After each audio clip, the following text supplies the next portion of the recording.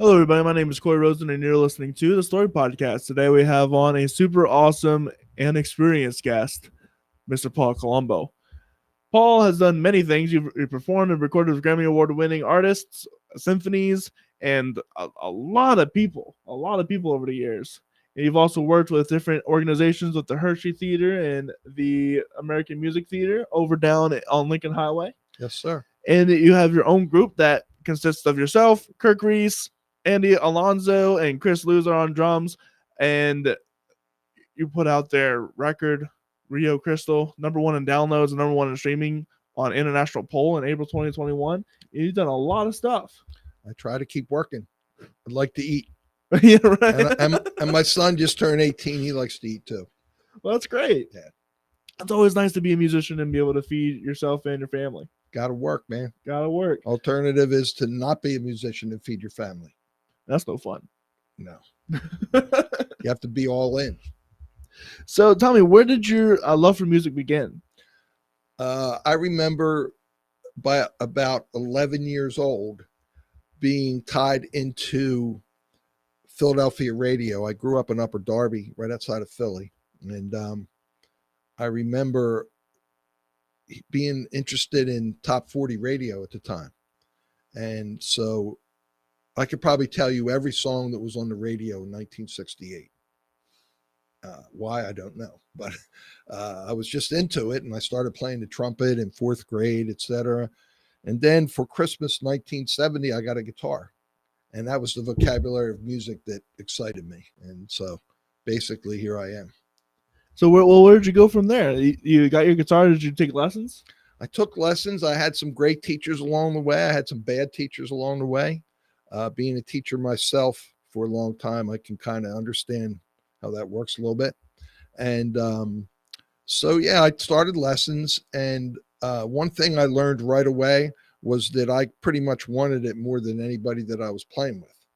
So what I mean by that is, I was always the one that wanted to practice, and basically music took the place of sports. I played sports through junior high school, and then once I got my guitar, I was like, this is what I want to do. And it's kind of funny because most people don't know what they want to do that early in their lives, I don't think. Have teaching a lot of students, what are you going to do in college? Oh, I don't know, go study business or whatever, So I think I'm blessed that way, that I kind of knew early on that this was what I wanted to do. I had no idea that I would be here today, living here, doing this or that. I just knew that I had to jump in and go for it. So what was the first thing you went for? Well, we had our high school bands, stuff like that. And so that leads me to another thing. It's a shame today that when I was in school, man, I'm talking like a dinosaur. When I was your age. Yeah, when I was. You can probably say that. I'm 24. Yeah, I know. I got it. But we used to have bands that played at school dances. Right, yeah. Now that's something I didn't grow up with. I know. Nowadays you got a DJ. Yeah. My son, even for his prom or whatever, let's get a DJ. No. So anyway, there was more opportunities to perform then. Right. So I started playing in bars when I was 16, April 1973, for those of you that want to add stuff up, which you shouldn't do. But so during that time, there were what we called house gigs, these Holiday Inn type of things. And you could play a circuit.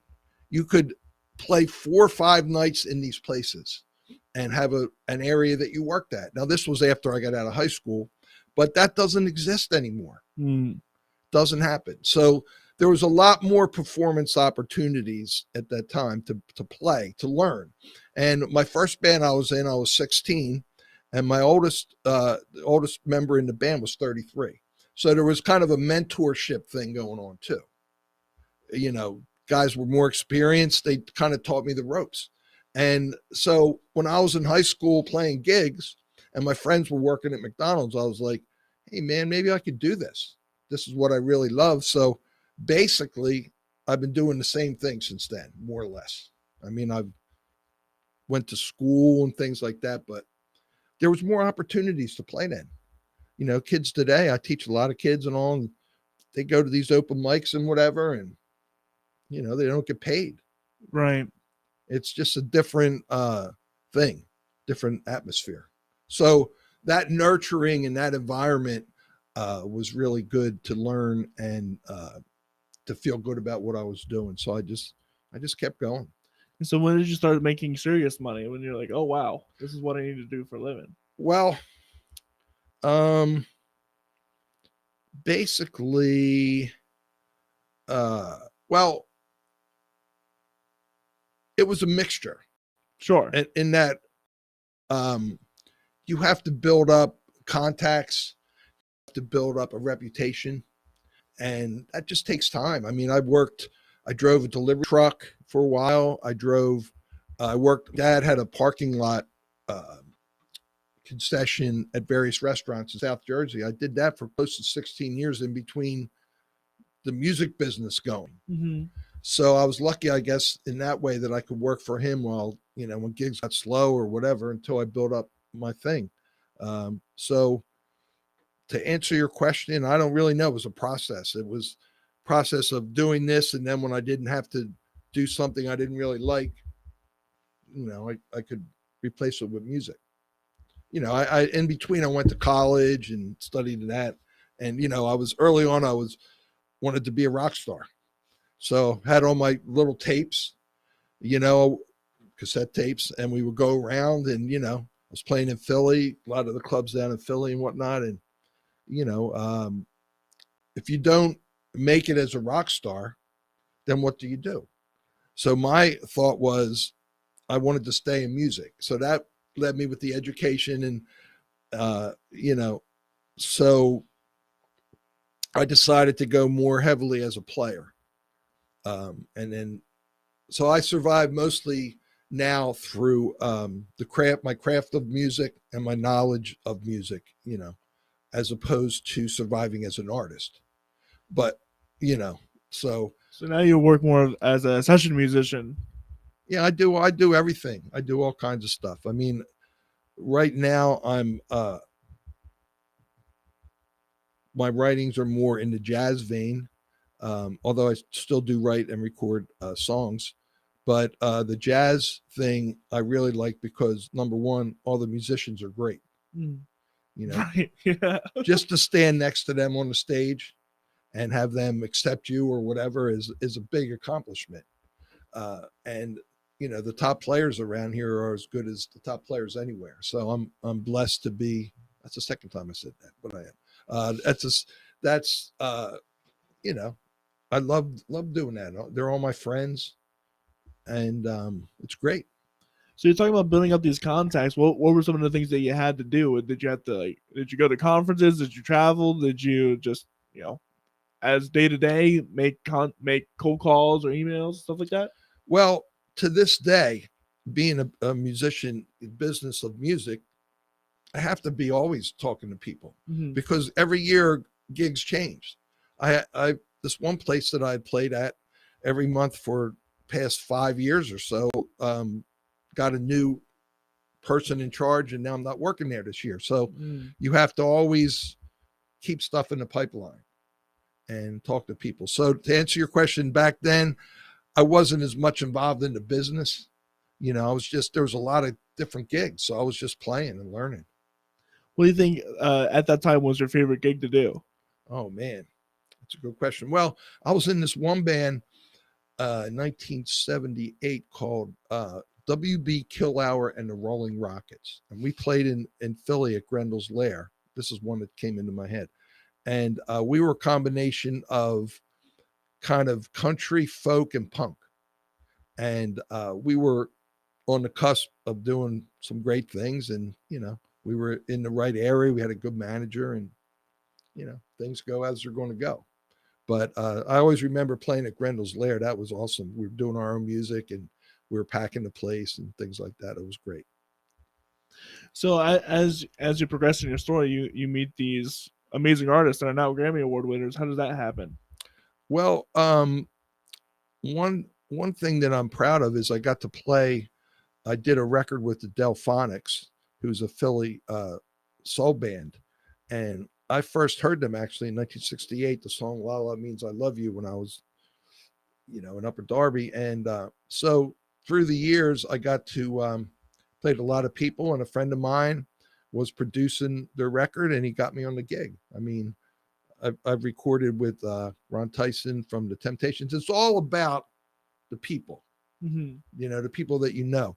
And also, the other part of it is to that, people like to play with their friends. So if you need somebody and you have a list or whatever, or you need a guitarist or whatever, if you know the person in a personal way, besides respecting their ability, you're going to get the gig. It's not just, oh, this guy's a great player, I heard of him. It has to be some type of personal thing. Yeah, because you could be a great player, but if you're a butthole, no one's going to want to play with you. No, man. There's a lot of, there's people that are like that. And, people want to work with their friends. All the people I play with now are my friends. And that's part of the networking, is not just, getting a name, but also getting to know somebody. Right. Oh, yeah. Now, how do you get from having a name to knowing somebody? There's various ways of doing that. You can bug the crap out of them. Mm-hmm. That doesn't always work. It's basically, you have to be in some type of contact with them, or if you're not, a good recommendation from someone that they respect always goes a long way. That'll get you in the door. Then you still have to produce. You have to do the job. Mm-hmm. And that means being ready to go, be on time, not be stoned or drunk out of your mind, et cetera, et cetera. You have to take it seriously, and the other thing is, I don't think anybody should be told to be in the music business. Sure. You have to, like, one reason I'm here is every time I thought of not doing it, which happens when you're a freelance, self-employed person, you have ups and downs.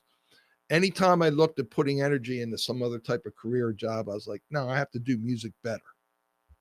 And that's, why I'm here, for better or worse, and I just couldn't see me like sitting in a cubicle or trying to do some other job. I just felt I had to do music better as far as perform and business. And that's the way it is. Like, I know a lot of great players that are painting houses and stuff. No disrespect to any other work, but they just didn't want to deal with it enough, and like, my son wants to be a pro baseball player. He's going to college in South Carolina in the fall on a baseball scholarship. And I'm like, go for it, and so that doesn't mean it's going to happen. No, but if you're going to go for it, go for it. 100%. Give it your best shot. And that's another reason I'm here, to back up a little bit. My mom, she said I could do it.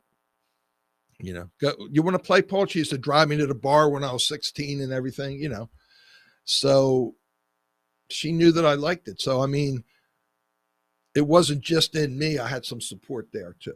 I mean, if I was doing it by myself, I don't know if I could have. Oh, God bless mothers. Oh, yeah, the best. Support their sons and daughters, absolutely. Yeah. Yep. So, what does that time invested look like?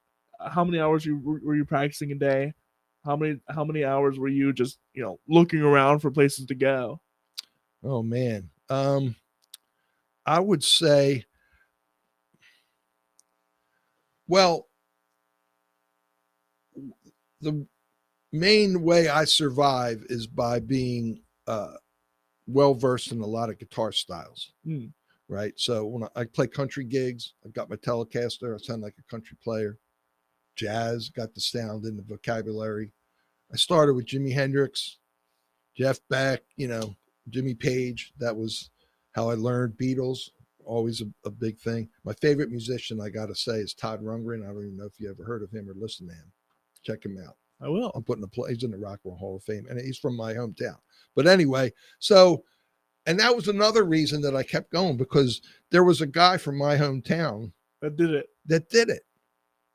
And he was maybe 7-8 years older than me. And, that was a big, it was in my mind, like a guy, I knew his brother. He was a year younger than me. And I was like, yeah, I mean, it's possible. There's someone that I'm hearing on the radio that was in the same school as me. So I think that was pretty big.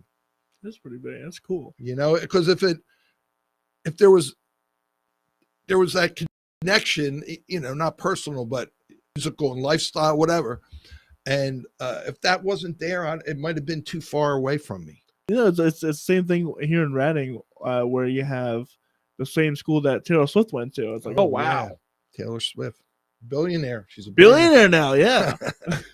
Just off of her music alone, which is crazy. That's incredible. I mean, yeah, she did it. Great for her. She's gonna keep doing it. Oh yeah, who's bigger than her? Not many people. Not in the music industry, at least. Beyonce. Well, even though she's fallen off a little bit. Yeah, but her new record's record's really good though. Yeah, her new country record's pretty cool. Have you listened to it? I've listened to that one song that gets the country one, Texas. The Texas no, there's a lot of different stuff on there. It's a very artistic record, and I believe me, I haven't listened to all of Beyonce, but her new record has caught me because she's taken the country of wild and made it into her an artistic thing. She's not like following country. It's pretty cool how she used that into her own way. But as we digress, I've always wanted to get into it, but I'm just not a giant Beyonce fan. I know that'll get me some sticks thrown at me. No, I get it, man. Yeah. I mean, I never was. I respect. Let me tell you, I respect anyone in the music business that can survive. Yes, let alone make it all the way through to the top. Right. Yeah, I respect Beyonce's an excellent singer and all that.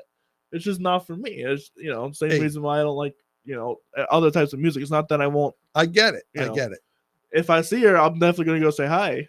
Yeah. You know what I mean? Slip her a tape or a reel or something. Right. Get to work with her. But just not my kind of stuff, and that's okay. That's okay. Yeah, but that's good. I mean, it's good that you know that, and yeah, and when I teach music at the guitar specifically, the first thing I do when I meet someone is like, why are you here? Like, what music attracts you? What music vocabulary interests you? And so I feel by me going in hooks people on playing, with the connection to the music. And, everybody's different that way. In the 90s, I was teaching a lot of Metallica and Megadeth, and, it's all different, man. You got to just go with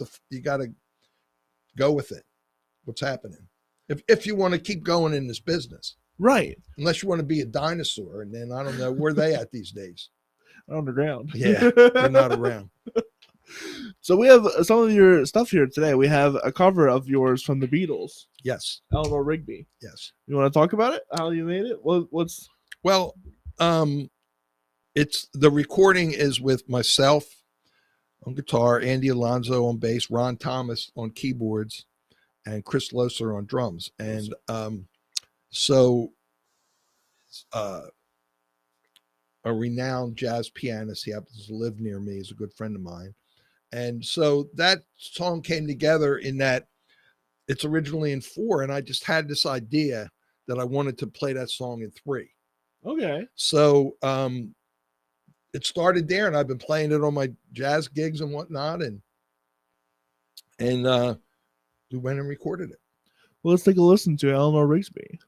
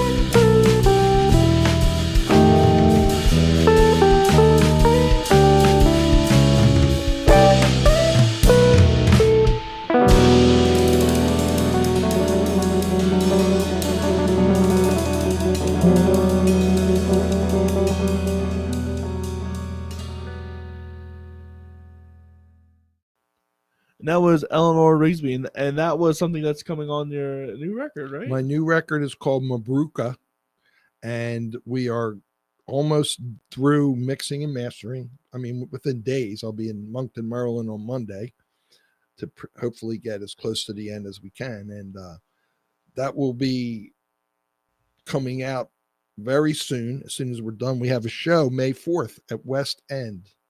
I'm sorry, Yeah. West Art West Art, yeah. in Lancaster. So I'm hoping to have some CDs of people even, I don't even know if they listen anymore. Probably someone of your age doesn't even. And that I have a bunch of CDs. Can't say that I've only played one. I've only played the Broadway soundtrack of Aida. There you go. I really like that one. But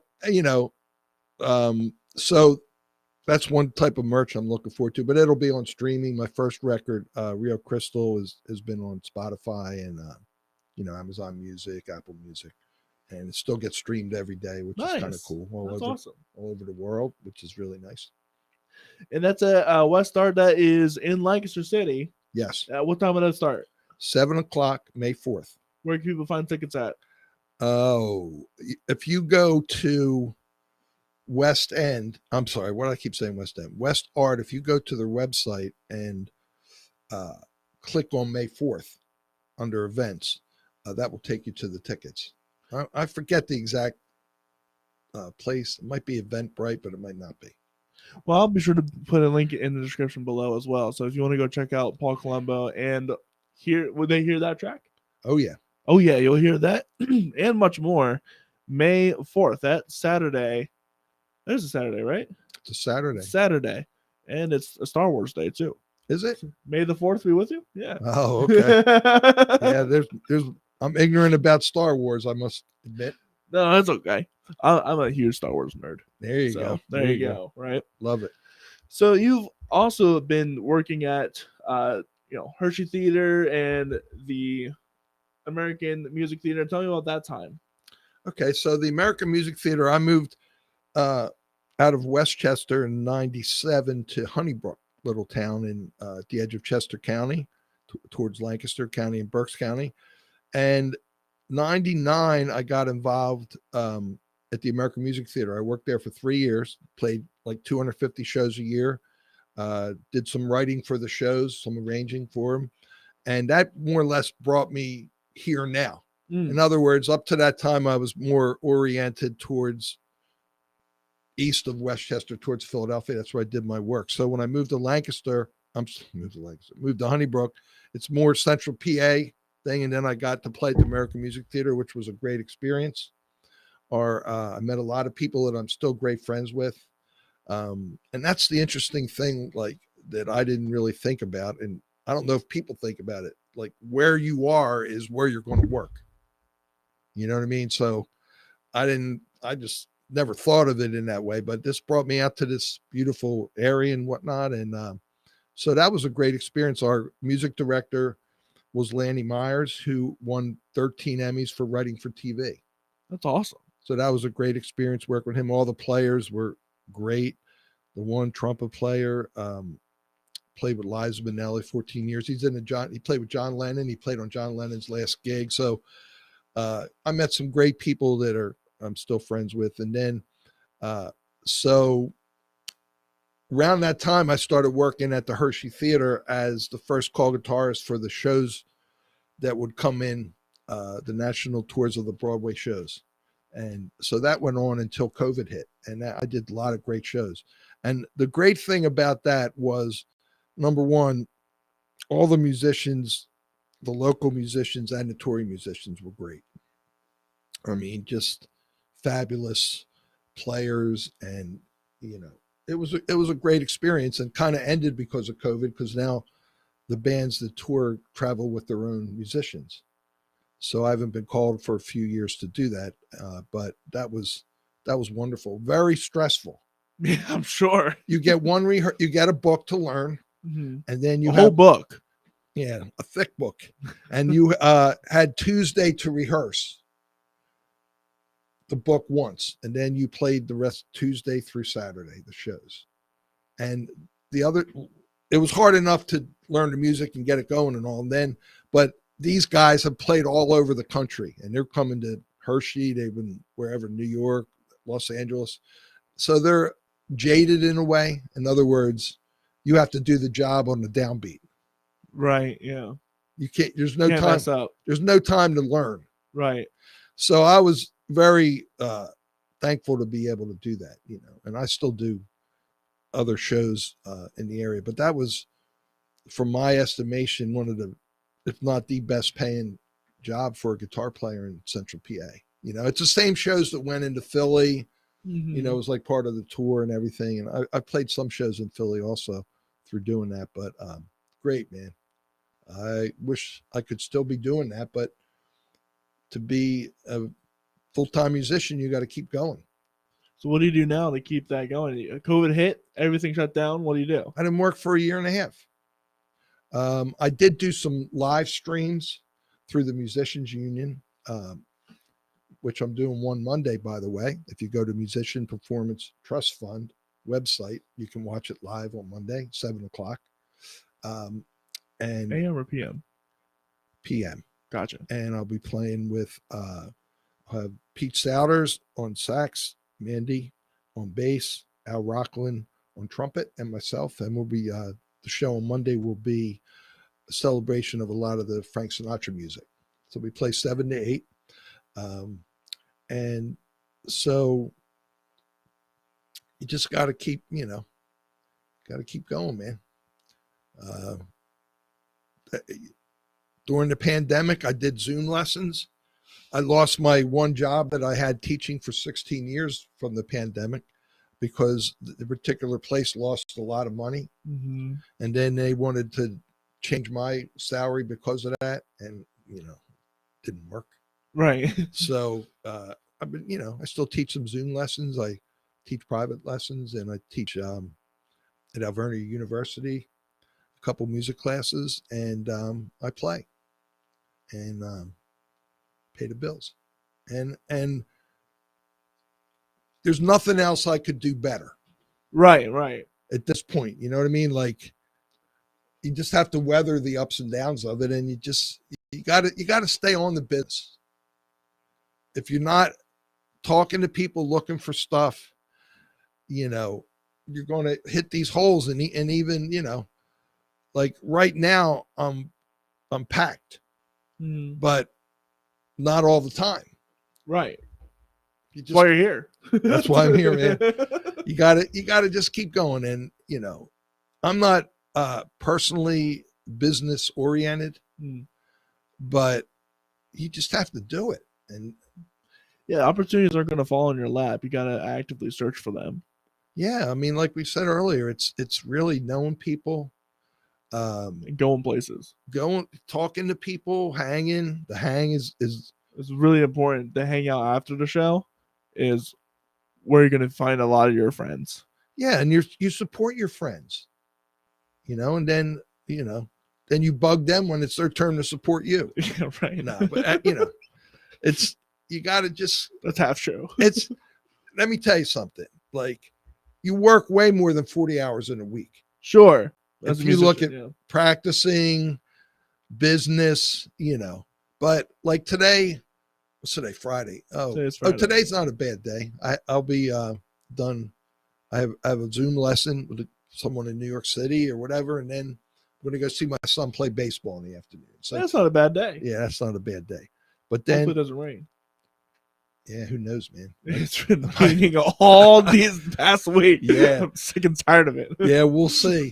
We'll It's see. like someone turned the faucet on. For this Oh one. man, nasty, nasty stuff. Nasty stuff. Well, hey, we're gonna listen to another one of your songs. You got JB. Tell me about this one. Okay, this is really a cool story. I wrote this song, and it was recorded. The guitar, the bass, the piano, and the drums were recorded on the day Jeff Beck died, which was January 10th, 2023. Jeff Beck was a big influence on my music. Nobody plays like him. He just was such an artist as a guitar player. He's one of the few guitarists that you can hear one or two notes and know who it is as far as rock, right? So anyway, so he passed when we did the music, and then I decided to put an orchestration to it, kind of in honor of his Blow by Blow record that had orchestrations from George Martin, who was Beatles producer. That was always a big record too. So that's kind of how this came out. And also on my record, this is one side of on the Mabrouka record it's coming out. It's one side of what we do under the label of jazz. This is more in the pop, jazz, funk kind of area. Well, let's take a listen.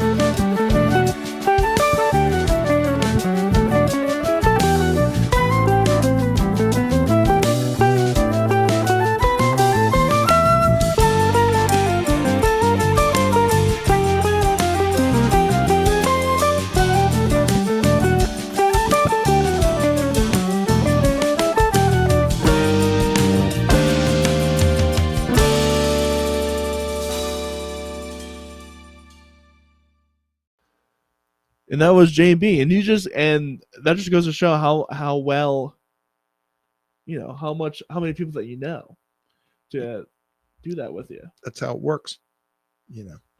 I meant to say that Tom Stroman played the flute on that. He's a well-known Central PA musician and educator. I was pleased to have him to do that with us.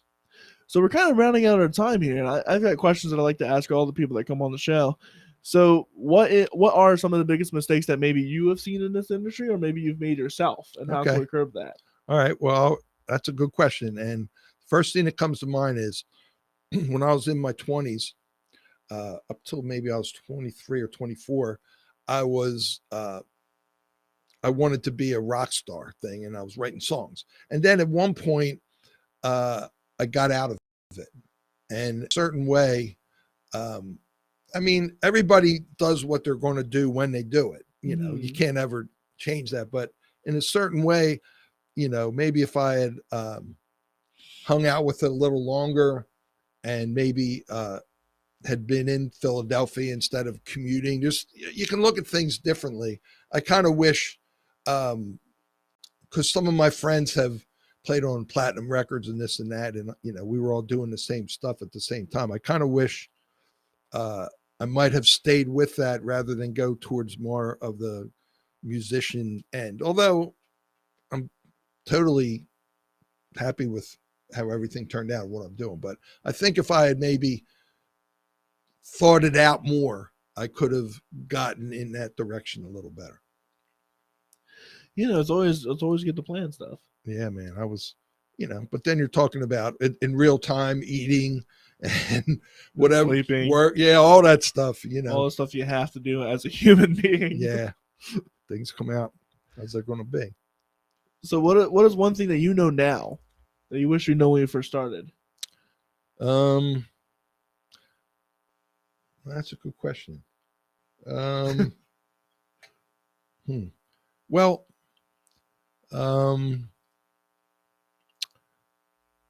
okay. Well, now I know how this works and what to do. Mm-hmm. So when I first started, I didn't care. Right. I just wanted to do it. So I'd be going here and there. There wasn't, now it's more focused or, streamlined. Yeah. And I know what it's about. I know how things work and whatever. No matter, here's the thing about our business, the creative arts, let's say, no matter how much you are good for a job, a particular job, that doesn't mean you're going to get it. Right. And that's hard to take a lot of times. There's always someone better than you. Yeah, but it's not even always better. That's also true. Yeah. There's a lot of someone knows more people than you, or you're just not the right fit. You're not the right fit, And even though if you think you are, and if if you had gotten a chance or whatever,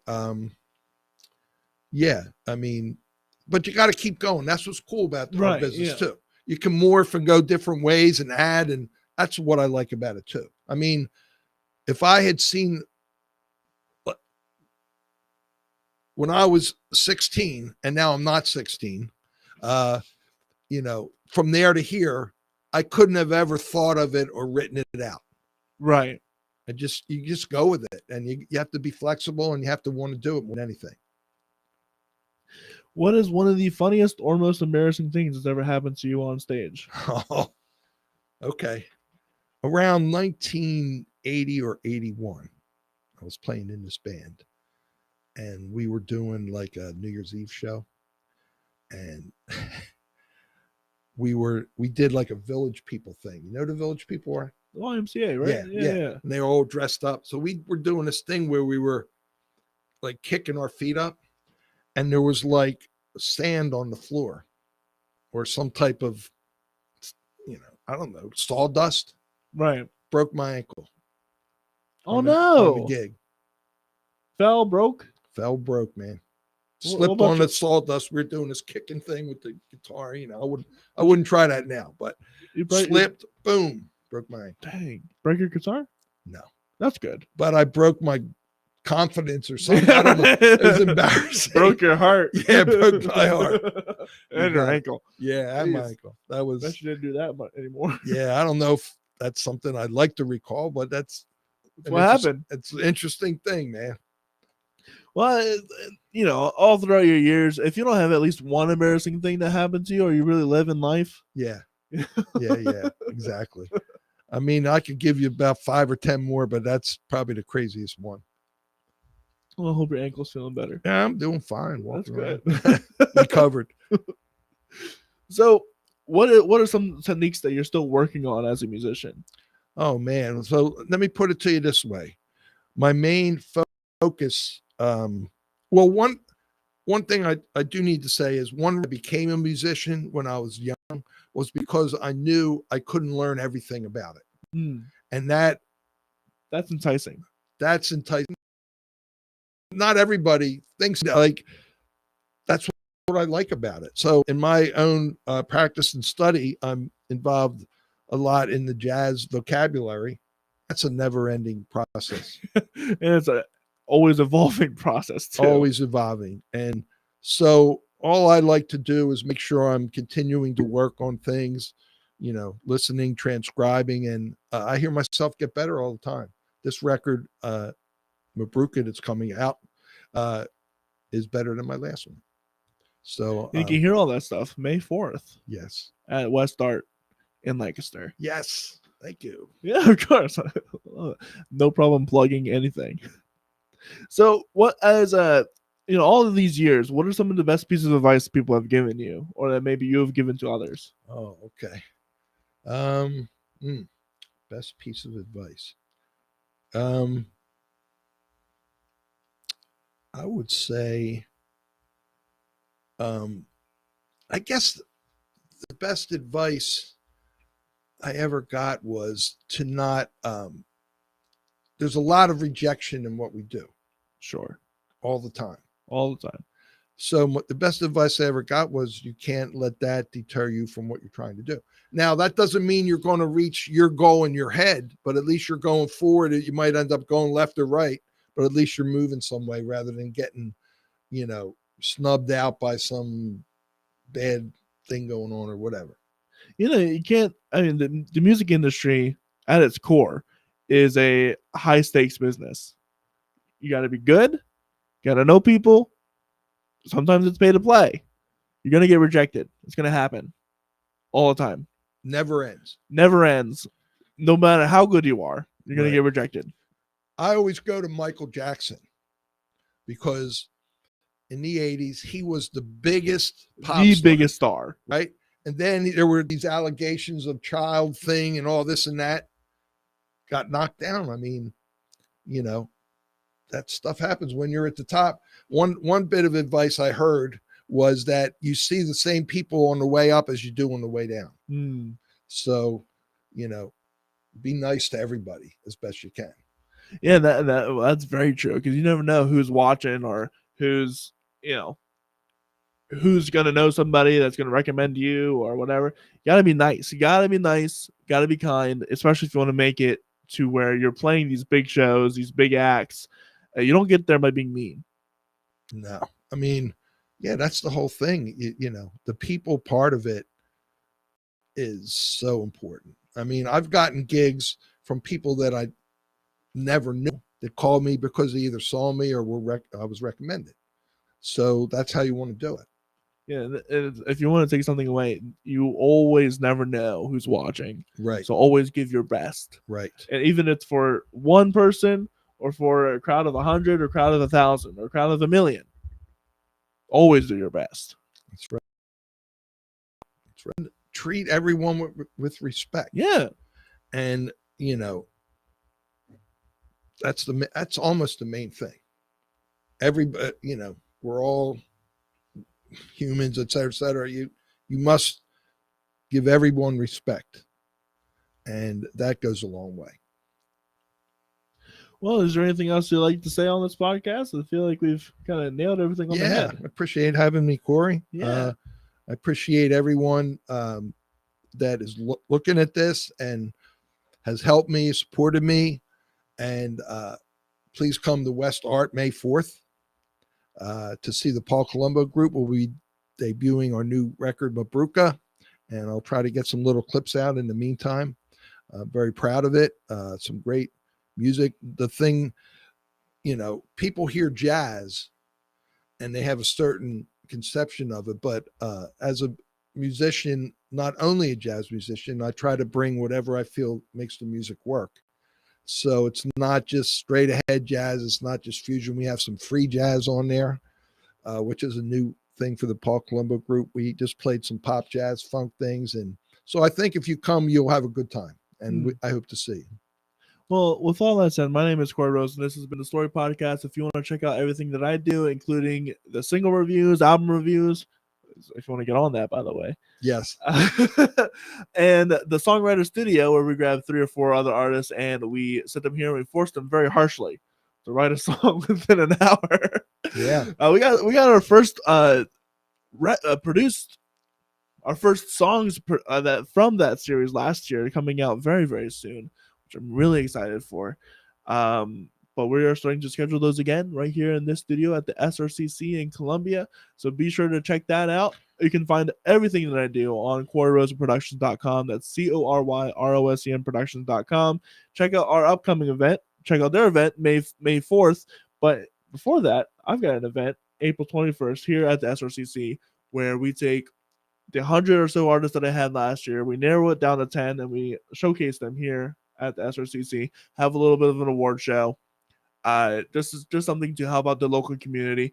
I'll put a flyer up right now. You can see that we'll have Cody Tyler, All Groove of Liam Galliano, Brendan Starr, Tommy B, Sarah Fiore, Amber Nadine, Matt Wheeler, Tannis Allen of Lies Lost. Dave unfortunately can't make it this time, Dave Gates, but we'll have Reddy Turnstone instead. So I'm really excited for that. With everything else, I hope you guys have a wonderful rest of your day. We'll see you guys later. Bye. Bye.